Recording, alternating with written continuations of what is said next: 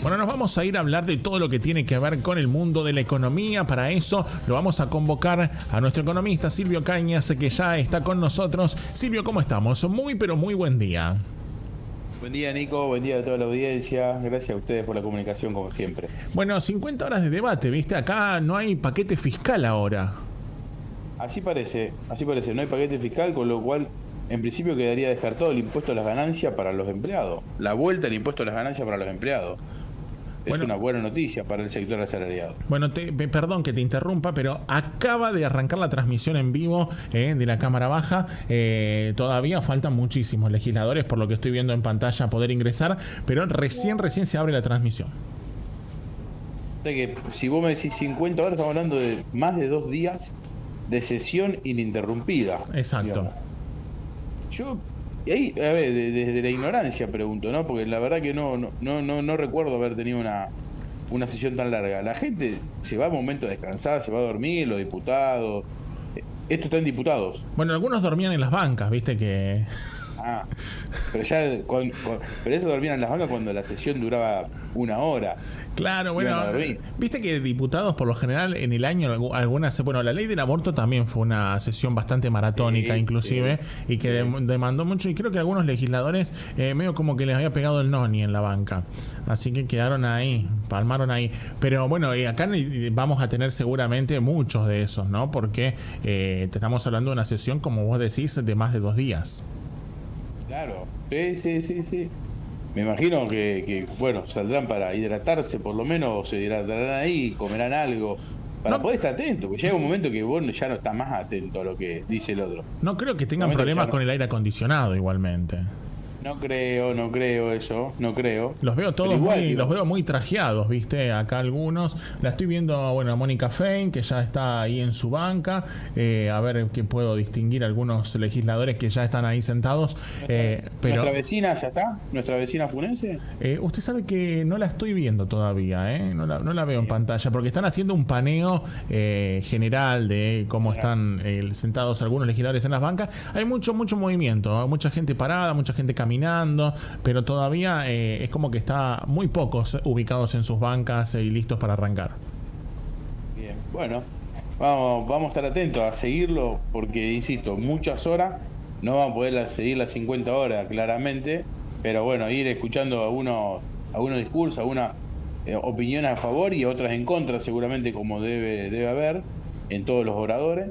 Y después veremos cuál es lo más importante, cuál es el resultado, si hay o no ley ómnibus dentro de 2 días, por lo menos. Exactamente.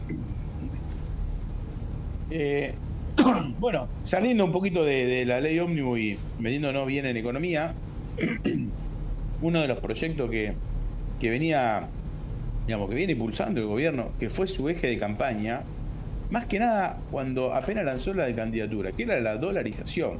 ¿Se acuerda? Ya parece que pasaron años desde que el actual presidente, en ese momento candidato a presidente, Javier Milei, había anunciado que iba a dolarizar la economía y que ya el peso no servía más, que era una basura.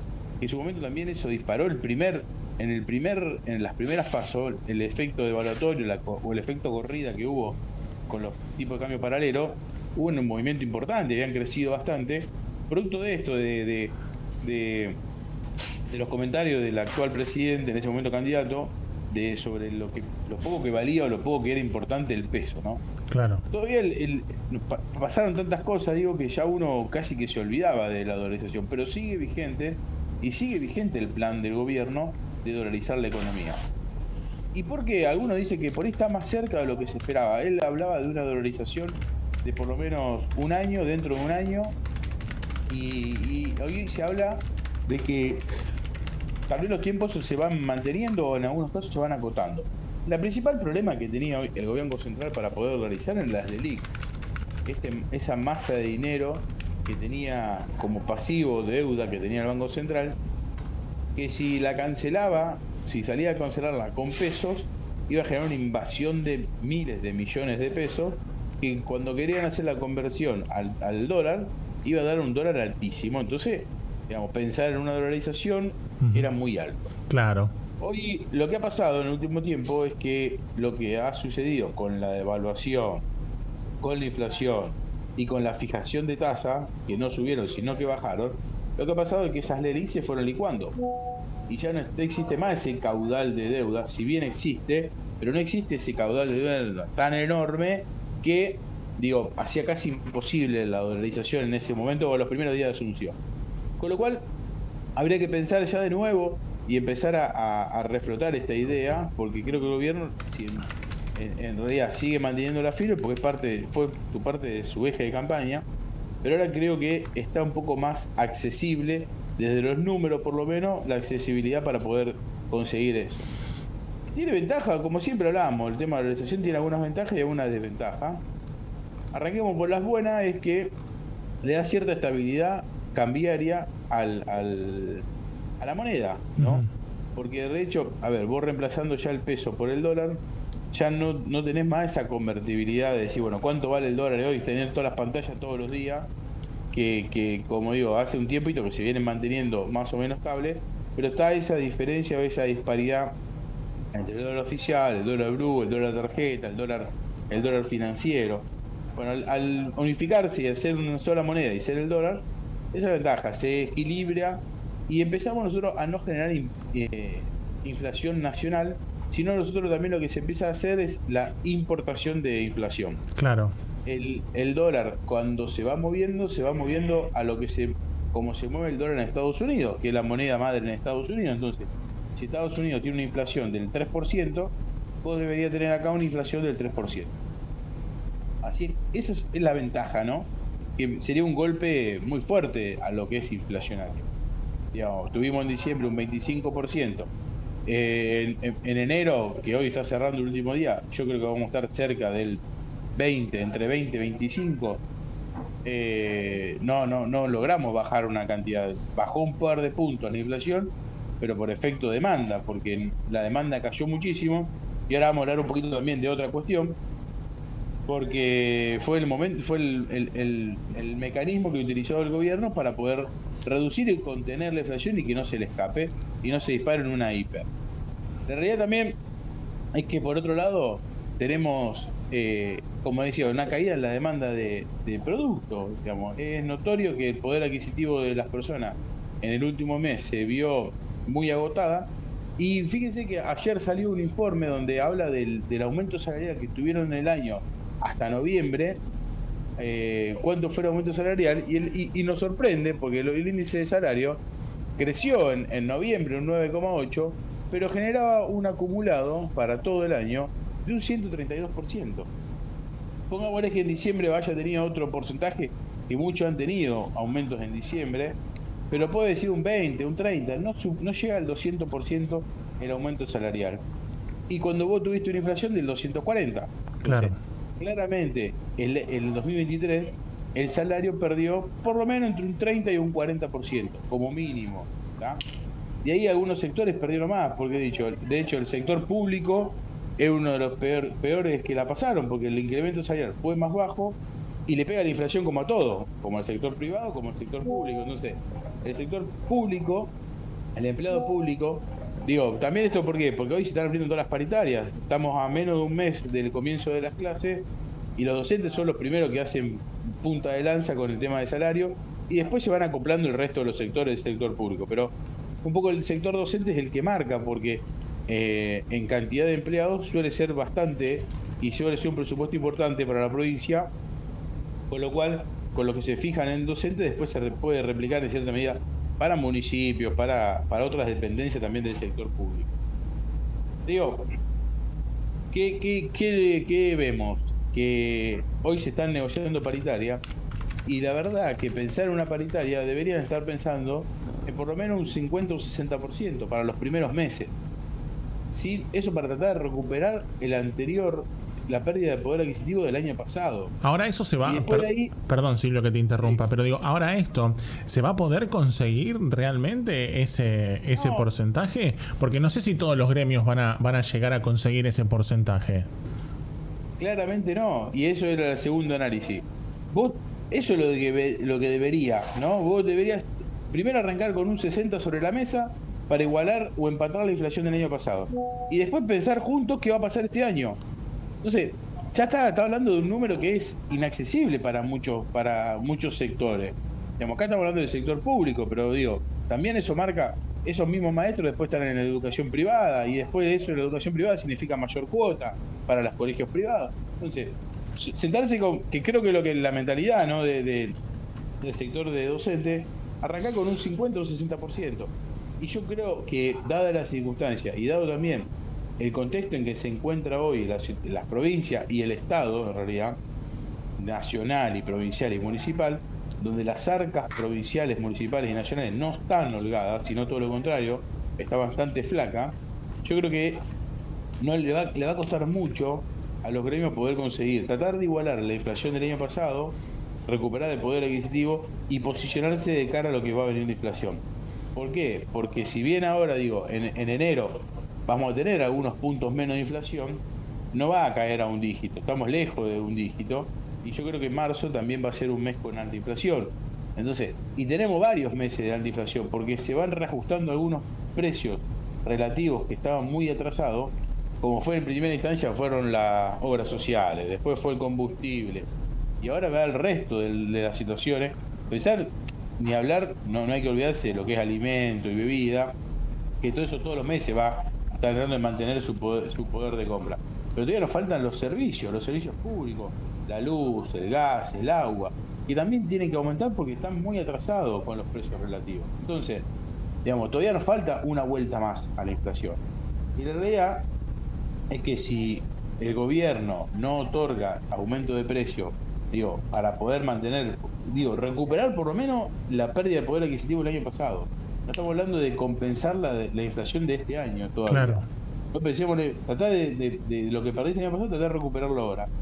Va a ser muy difícil y va a ser otro factor para que todavía sigan perdiendo poder adquisitivo al asalariado y después se le complique a su vez toda la cadena, porque cuando al asalariado le va mal, ya le va mal al comerciante, al cuentapropista, a los que producen servicios, digamos, al plomero, al gasista, todo eso que se nutren del trabajo del asalariado, en el sentido, se nutren, ¿no?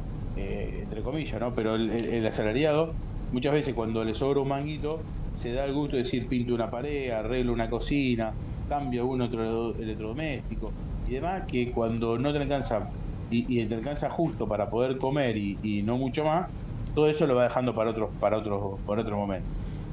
Claro. Creo que la buena noticia, digamos, es esto, que el plan fiscal no se incluyó en la ley de ómnibus, entonces nos da un poco de tranquilidad y esperanza a aquellos asalariados que temían que con los aumentos de salario pudieran entrar de nuevo a pagar impuestos, ni hablar lo que venían pagando y tuvieron estos 3-4 meses de tranquilidad.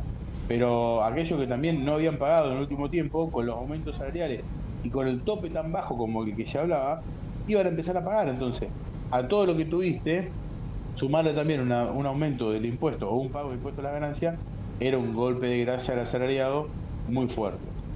¿Qué viene por delante? ¿Qué es lo que queremos que viene por delante? Digo, hoy, último día del mes, ya en los próximos días vamos a tener un estimado de la inflación, pero digo, va a estar en eso. No va a estar menos de 20 y no creo que esté mucho más de 25 porque algo se aceleró. A mí me gustaría ver que eso no es rápido, no hay una información que sale muy rápido, pero me gustaría ver cómo está el producto, cómo fue el producto y cómo fue el consumo. Ya creo que a mediados de enero podemos tener un relevamiento de cómo fueron las compras en supermercados y en los grandes centros mayoristas, y ahí sí nos va a dar una verdadera realidad de la caída en el consumo. Acá hoy lo que más afectó es el consumo. Pensemos que los determinantes de la demanda, lo que hace crecer a una economía, es el consumo, la inversión, el gasto público o las exportaciones. Repasemos un poquito cada una de esas. Exportaciones el año pasado fueron terroríficas. Peor año en años de exportación del producto de la soja y sus derivados.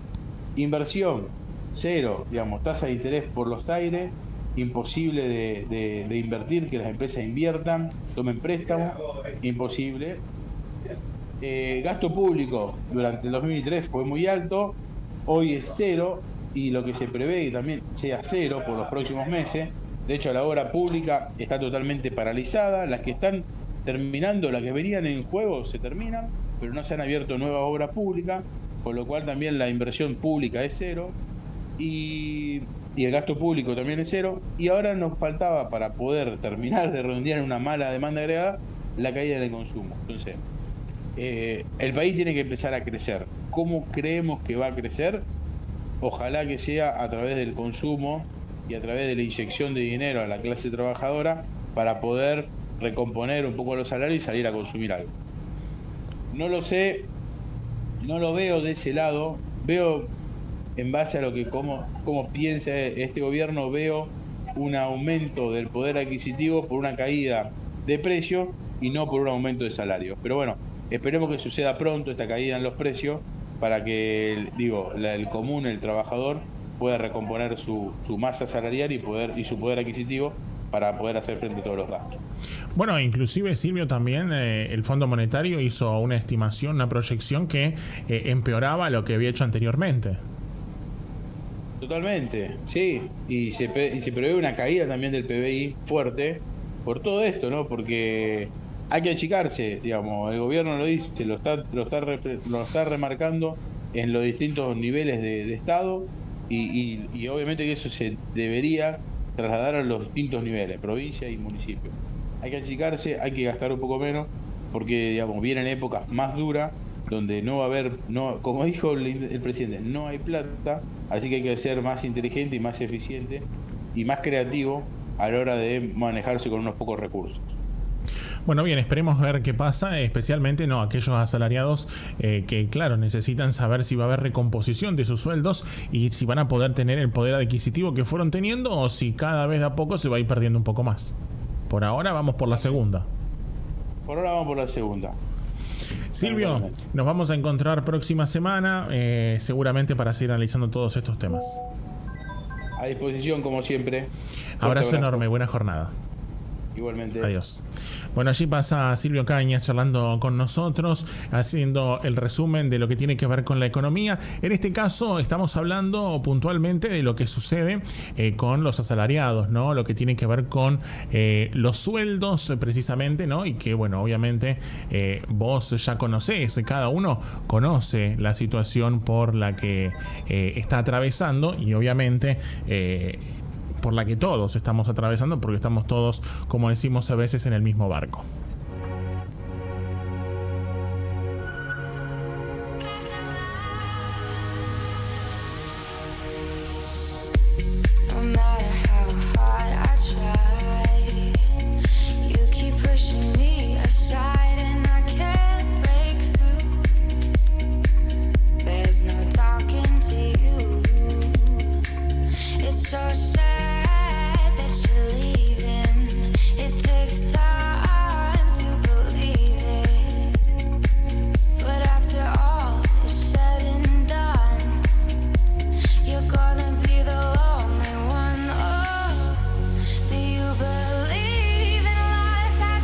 Bueno, se está llevando a cabo la sesión